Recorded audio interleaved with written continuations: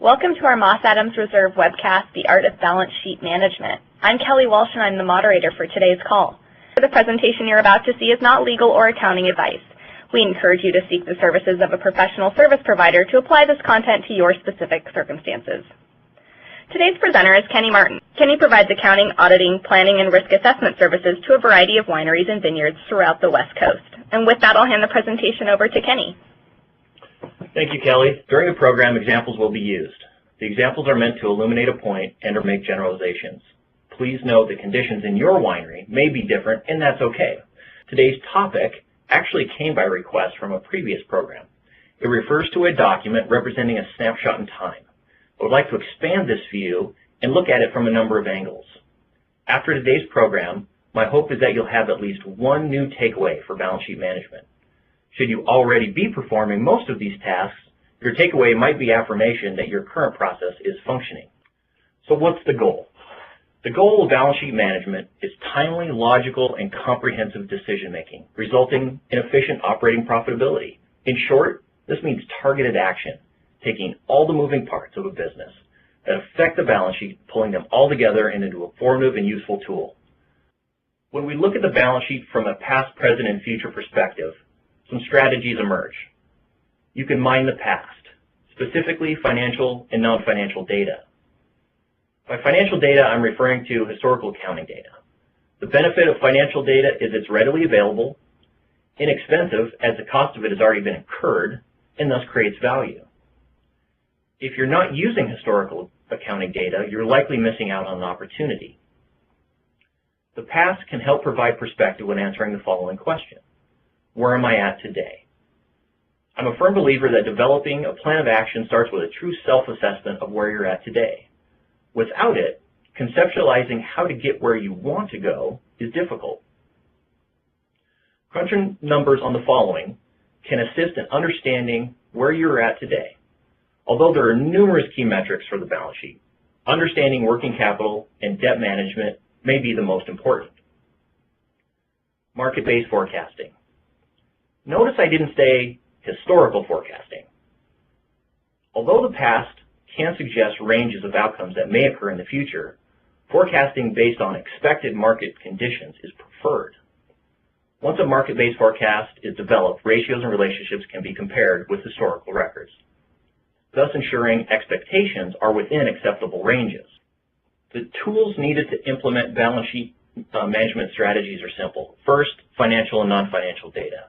It's important to note that consistency between data sets, likely in years, is a must. Without that consistency, it can really kind of blur your data points.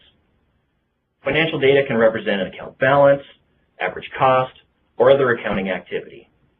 Examples of non-financial data include harvested tons, number of producing acres, or production volume. Second, you need a modeling forecast. An Excel-based template is adequate for this purpose, but must be tailored to meet your specific needs. Lastly, elbow grease. Effort will be required to create, implement, review, and update the financial and non-financial data within the forecasting model. Reporting efforts will need to be done on a periodic basis to accumulate the relevant information, and once reporting is complete, someone of an appropriate level, likely a decision maker, should be monitoring actual results with predetermined expectations. I like to refer to this as KISS monitoring. KISS stands for Keep It Simple. If your balance sheet management system is too complex, it's more likely to accumulate dust than provide benefit.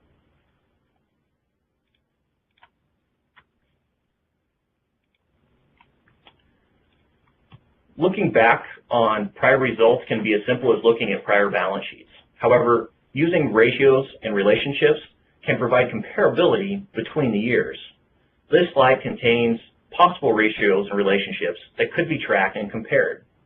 Many of the examples are focused primarily on economic engine of a winery, inventory and wine production. Examples include cost per gallon, maybe cost per case. Each of those components could be broken down further into grape cost per gallon or overhead per gallon, overhead per case, bottling cost per case.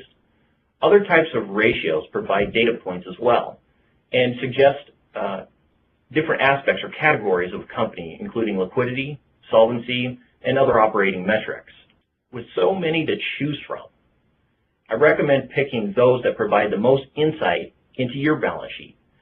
Scaling these down to a smaller number of let's say, key economic indicators will yield an analysis that's a little bit more easily digestible.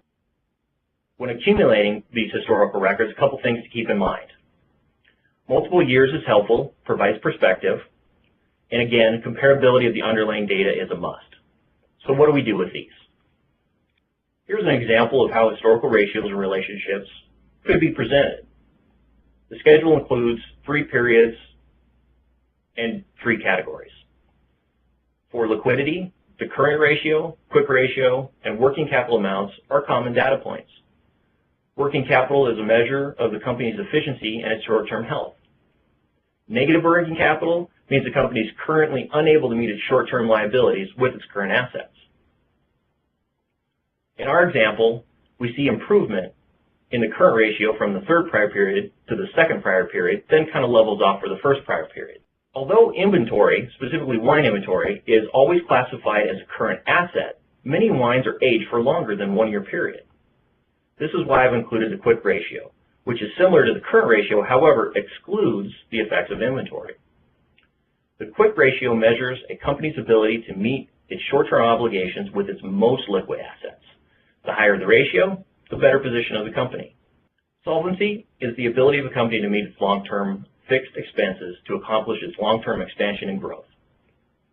The examples here may not be used to make your own internal operational decisions. However, I've included them here because they're relationships that are likely considered by your banker.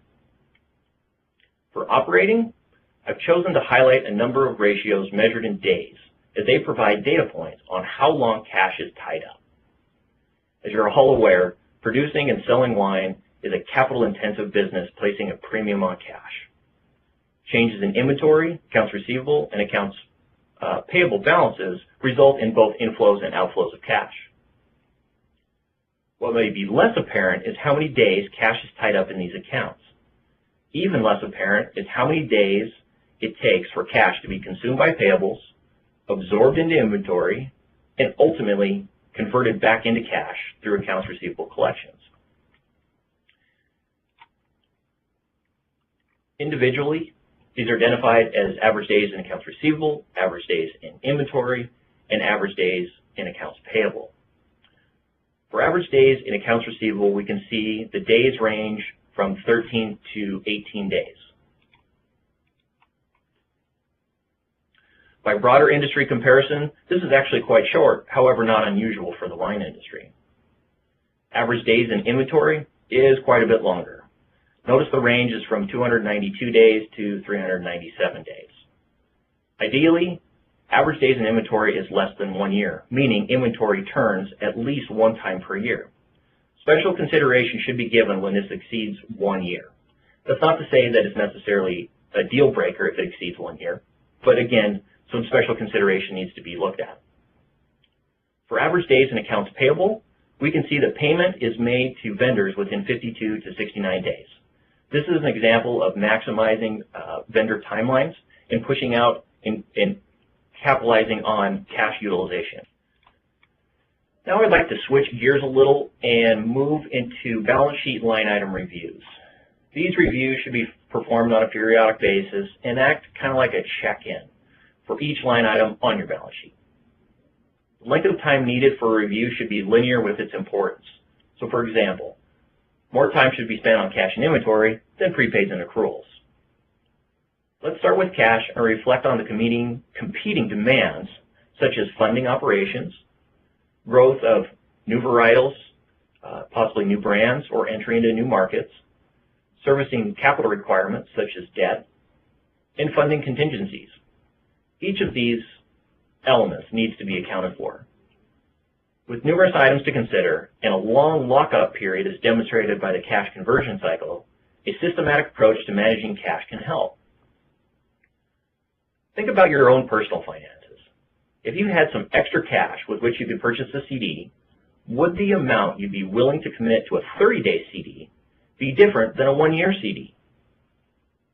My guess is more thought is likely to be needed prior to locking up your cash for 1 year to given the unknowns over a longer period of time. Things you might consider: am I expecting any major expenses?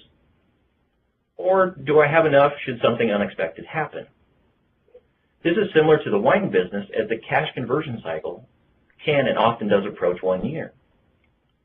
On the next couple of slides, I want to walk you through an approach to managing cash on a periodic basis. In this example, we have 4 periods. The frequency of each period may vary, but monthly would be my suggestion. For those entities struggling to maintain available cash flows, increasing the frequency to a weekly basis may actually work better. How many future periods to include is a matter of judgment. I've heard some going out as far as 5 years. However, I do think this involves a significant amount of estimates, but at a minimum, a rolling 12-month approach should be considered. For those of you not performing this type of analysis, the first run-through can be very illuminating. So let's look at step 1. Determine cash flow from operations. In its simplest form, this is cash receipts versus cash outflows. For this example, cash receipts includes cash sales and collections on accounts receivable. For cash outflows, we'll use purchases, accounts payable disbursements, asset purchases, payroll, and debt payments. At the bottom, for each period, calculate net cash flows. So in our example here for period 1, we have total receipts, $260,000, total outflows, $270,000, so we have a net cash deficiency of $10,000. Again, for period 2, period 3 is a little bit unique in that we have a decrease in expected receipts of $210,000, but we introduce an asset purchase and a required debt payment, thus increasing total cash outflows, which results in a large deficiency for that 3rd period. For period 4 in our example, receipts spikes up with eliminating the asset purchase and no longer the debt payment for period 4. Cash outflows comes down to something that's more normal, but we net with a large net cash positive. Step 2, calculate the surplus or shortfall by period. Starting with cash on hand at the beginning of the period and adjusted for the current period cash flows that are expected, calculate cash on hand at the end of the period. The result will identify shortfalls or opportunities which need to be addressed. Step 3, address shortfalls and the opportunities. Addressing shortfalls can take on a couple of different forms, and this approach we refer to them as remedies. Examples of remedies include additional borrowings, maybe sale of bulk wine, or potentially additional cash flow from through contributions from owners. In periods of cash surplus, opportunities might include capital expenditures, early pay down of debt, or equity disbursements. So in our example here, we can see in year 3, our ending balance, we identified a deficiency. So for that particular period, the remedies are additional borrowings and, as an example, just a bulk wine sale, which ultimately adjusts our cash balance back to a positive. What's more telling here, and you could make the argument that equity disbursements could go up above, but I've included them down here as, in looking at this analysis, if you knew period 4 was going to have a cash surplus, and let's say you had a monthly disbursement for equity disbursement to owners of $10,000 a month, and you knew you were going to be short in period 3, but you knew you were going to have a surplus in period 4, you could defer that equity disbursement potentially to period 4 when you have some additional cash flow, something to think about. Step 4s and 5s really look at opportunities for a cash surplus, such as funding some sort of contingency pool, and 5 being funding some sort of capital project budget, but a little bit more on that later. Again, this is just a brief example of balance sheet review of cash that entails determining expected cash receipts and outflows, calculating the surplus or shortfall, and planning for remedies to manage cash flows. Moving on to inventory, there are numerous potential items to consider when reviewing inventory. This list is not meant to be all-inclusive, but are just some examples to consider. So balancing competing desires. The sales department may desire unlimited inventory in both varietals and quantities. Production may wish to have an unlimited supply of raw materials. And procurement, they may want to maximize discounts through volume purchasing. Each of these conditions creates pressure to increase inventory, but it comes at a cost. Inventory levels must be maintained in a manner consistent with market-based consumer demands. To manage these competing demands, a policy addressing overall company objectives, which are communicated to each department, might include the following elements: number of varietals and quantities to be produced, consideration of carrying costs, material costs, and a difficult one to quantify, stockout costs. Now, the policy should marry up with cash flow considerations from the cash review on the previous slides. One additional thing I want to highlight in here is communicated to each department. I've run into a couple of situations on the consulting side of things where certain departments, whether it's the sales, production, or procurement, aren't necessarily all in sync. And when that happens, they kind of take on a siloed view and try and maximize what's just in their world. Well, because it's kind of limited, it doesn't have the objectives of the entire company, some problems came about over time. So make sure that policy is really communicated and that your leadership team understands where the direction is headed. Another good starting point for inventory review is to compare actual sales with a predetermined forecast. The net over-under will provide a data point and perspective on next steps needed to manage inventory levels. Inaccurate sales estimates may pose the most significant risk of errors in inventory management, meaning an overzealous sales forecast can result in unneeded buildup of inventory. Once you get comfortable that sales and inventory levels are in sync, a review of inventory ratios could come next. After calculation and comparison to prior periods or expected results, understanding unusual variances, if any, will illuminate areas for focus or opportunities for improvement. Examples of the common ratios we kind of talked about on a previous slide. Now, the review of bulk wine and possibly bottled wine will require costing on at least the same periodic basis. If costing is only performed annually, the effectiveness of periodic review will be reduced. The frequency of costing is a matter of judgment. However, 2 to 4 times a year will provide more data points than simply performing it annually. More data points during the year provide greater lead time of potential warning signs, allowing for flexibility in potential action steps. It's worth noting that the costing methodology that you use should be consistently applied so comparability of inventory ratios is effective. Like I said, there's just numerous things with inventory. It's kind of the big one, but at the heart of the inventory balance sheet review is answering such questions like, do I have too much wine? Do I have too little wine? Is it too costly to produce? Or possibly even, am I incurring unnecessary losses? I encourage you to review your inventory policy, review actual inventory levels with forecast, and review key ratios. Continuing down the balance sheet, and after taking care of kind of the big ones of cash and inventory, we can move a little bit more quickly as far as the time needed to dedicate to these. With accounts receivable, we'll cut them into 2. In one bucket are trade receivables. Here, timeliness of billing and monitoring of past due receivables are 2 items to focus on. Wineries usually don't have problems in either of these areas, so this analysis should be easy. At period end, and with the expectation that past due receivables will be minimal, review of an AR aging should be quick. In the second bucket, other receivables, such as related party, employee, etc. Some items to consider include, is repayment occurring as scheduled, or is it just the cash is being tied up for another purpose? Again, sometimes I see some a little bit creative receivables out there, and ultimately they are tying up cash for the business. As a side note, according to the certified fraud examiners, the billing cycle is still one of the most targeted cycles for fraud, and so this is just something to consider and be aware of. For prepaid expenses, really not much emphasis here. Incentives for converting cash into another short-term asset are usually low, so a quick review of the account balance at the end of the period is probably sufficient.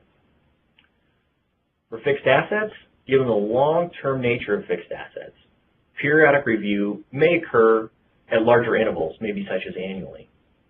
Development of a multi-year capital acquisition budget and incorporating it into the cash management approach will provide insight and highlight into future financing needs.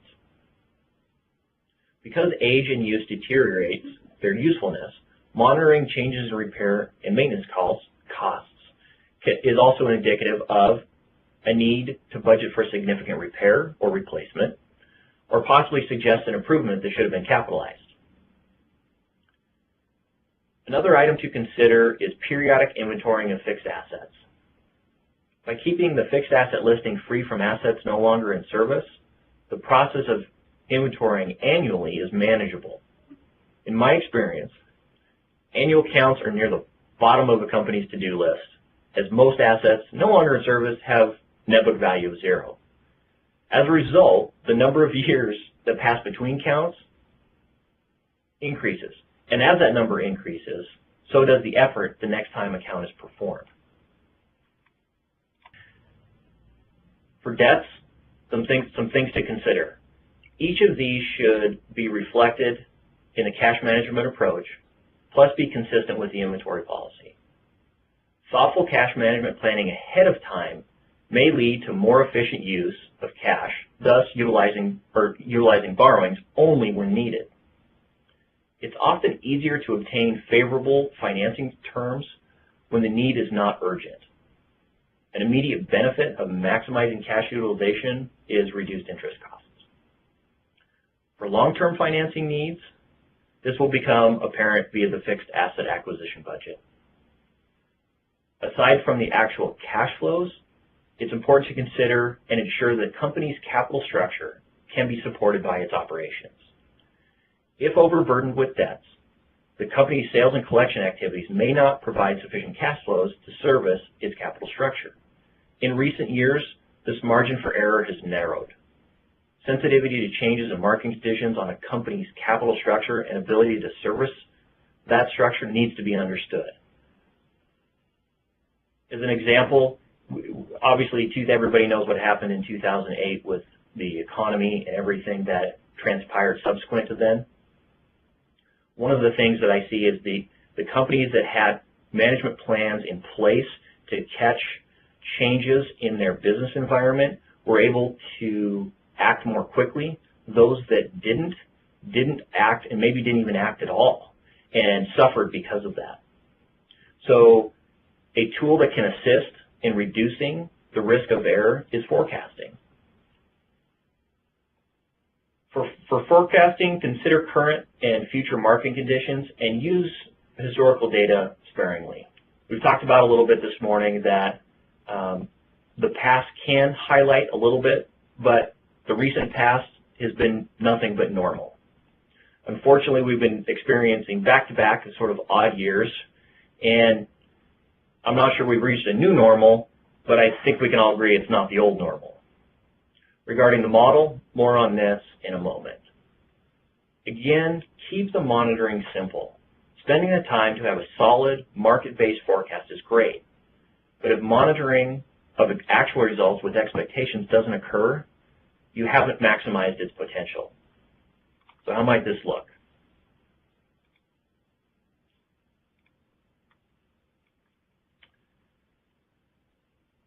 A full model forecast would include a balance sheet, income statement, and statement of cash flows. Due to limited space on the PowerPoint slides, I've only included an example of the balance sheet. For the model to be useful, it should be tailored to match other company reporting requirements at an aggregate level. So if there's external reporting, this forecast should marry up with that. This will simplify the comparative analysis. Additionally, by increasing the automation of values through the model, regular updates will require less time and effort. For example, it may be easiest to start with income statement inputs. Expectations of quantities to be sold at expected prices, less production and fixed costs would feed monthly detail schedules that ultimately roll up into the aggregate level seen here. In a best case scenario, this means each number on this particular slide would be a formula pulling from a detailed analysis. As the inputs change, the aggregate level report updates automatically. The more automated the forecasting model, the easier it is to perform what-if or sensitivity analysis based on changes in inputs. As formulas update automatically, the model becomes an efficient tool. Taking it one step further, I've added formulas calculating key ratios at the bottom. By doing so, I've incorporated multiple functions into one tool, adding additional efficiencies. So multiple functions, we talked about tracking historical ratios. Here, we've incorporated that into our forecasting tool. Results of forecasted ratios that we've calculated here can be compared to historical data for reasonableness. If one of the calculated ratios is outside a historical range, it may suggest inputs are not representative of normal operations and thus may require extra effort to achieve. So let's walk through some of the thoughts going behind this. And again, this would be one slide. So let's take a basic full model forecast. We'll think of 3 tabs in Excel. This one would be the aggregate tab, we have a detailed tab, and we have the input tab. Now on the input tab, it might be starting out with, here are the particular varietals that we're selling, here are the price points of those varietals, and here are the total amount we expect to forecast to sell for the year, and maybe break that up based on seasonalities that you experience throughout the year. We would then take an expectation of what the historical costs of those varieties and quantities would be, and input that into either a cost per case, some sort of metric, and then maybe use an inflationary rate as we go out for years 2, 3, 4, and 5. On more of the overhead type expenses, again, we might look at accumulating those on a per month dollar amount in order to drive formulas that would be on our detailed tab, where we would accumulate data on a monthly basis. So we would have, maybe the income statement, the cash flows, and the balance sheet all in on a monthly basis. That schedule is going to be quite large. Now, for purposes of making it digestible and going back to keep it simple, that data from a monthly, as you go through and calculate it and make sure that everything kind of seems like it's working correctly, would flow up into an annual, what we look on this slide here. So again, you would have each of these numbers here that would flow from another detailed schedule, meaning as inputs change on the input tab, they automatically flow through the detailed analysis, of which you can take a scan through and look and make sure everything is working correctly, and then obviously that gets aggregated into this schedule here. So for cash, this could easily come from the cash management approach. For accounts receivable, this is a function of probably, timing being that it's probably the same, let's say year end, let's say 12/31. If you have an expectation of certain incremental sales growth, possibly could apply that to the receivables. Inventory, again, going back to your policy. For prepaid expenses, not much going on there, so probably something that's fairly consistent. $10,000 here or there, or incrementally increasing that for some sort of inflationary rate probably isn't going to make a big difference, so probably not something to worry about. For fixed assets, unless there is a planned large capital project like a new building of some kind or a new acquisition, these fixed assets probably are going to stay fairly constant with additions and depreciation maybe netting out. Other assets, could be a hodgepodge of anything. And again, most of what I normally see is those amounts are not really influencing things too much. So whatever that number is, maybe, again, probably don't need to pay much attention to how that's going to change throughout time. Line of credit, again, this is probably a relationship with the cash management tool. Same thing with accounts payable. Accrued liabilities, think about the drivers that are driving those accrued liabilities. So if you have an expectation of a new building and there's going to be new employees, obviously your accrued liability, maybe your payroll liability at the end of the period might go up, so to reflect that in there. Whatever those drivers are, that'll help as you project out to a 5-year period. Current portion of long-term debt, and it's long-term debt. This one's pretty easy, and again, unless there's a big project, these amounts are spelled out in the amortization table, so those ones are really easy to get access to. Mostly for forecasting purposes, equity is pretty much a plug. And then obviously you can calculate your ratios. I've only included 3, but you could include quite a bit more.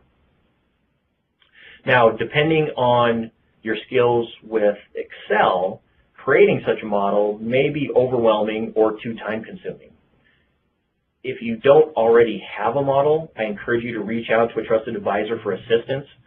For purposes of balance sheet management, this really is a must-have tool, and the upfront cost will likely pay dividends in restful night's sleep.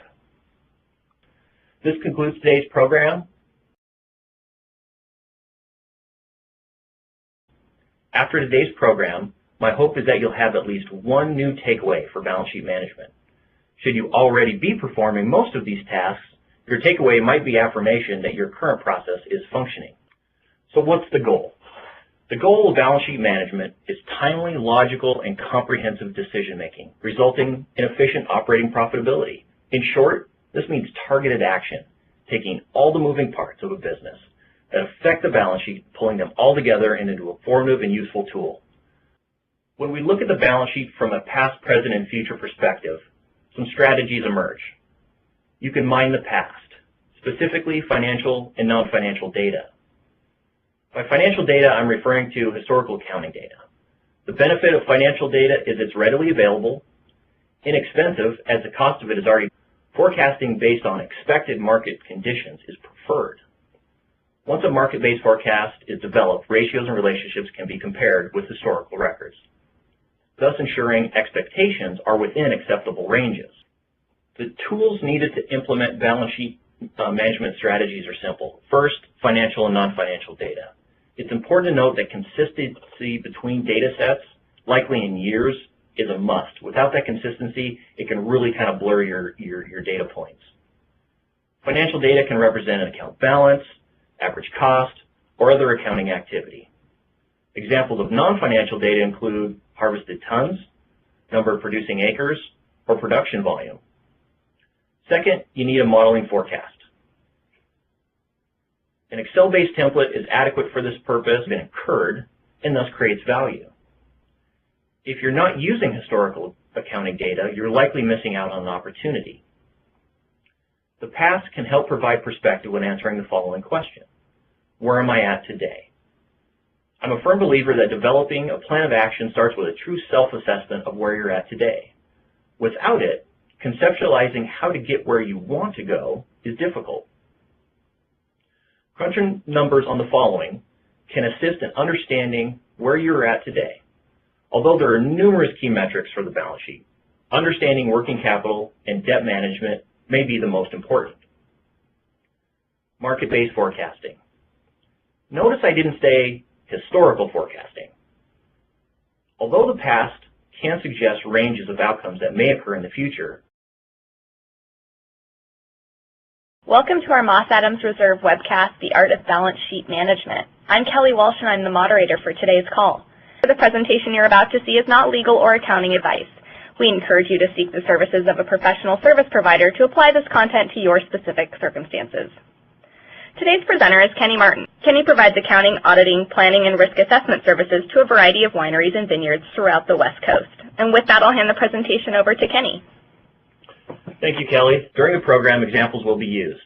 The examples are meant to illuminate a point and or make generalizations. Please note that conditions in your winery may be different, and that's okay. Today's topic actually came by request from a previous program. It refers to a document representing a snapshot in time. I would like to expand this view and look at it from a number of angles, but must be tailored to meet your specific needs. Lastly, elbow grease. Effort will be required to create, implement, review, and update the financial and non-financial data within the forecasting model. Reporting efforts will need to be done on a periodic basis to accumulate the relevant information, and once reporting is complete, someone of an appropriate level, likely a decision maker, should be monitoring actual results with predetermined expectations. I like to refer to this as KISS monitoring. KISS stands for Keep It Simple. If your balance sheet management system is too complex, it's more likely to accumulate dust than provide benefit.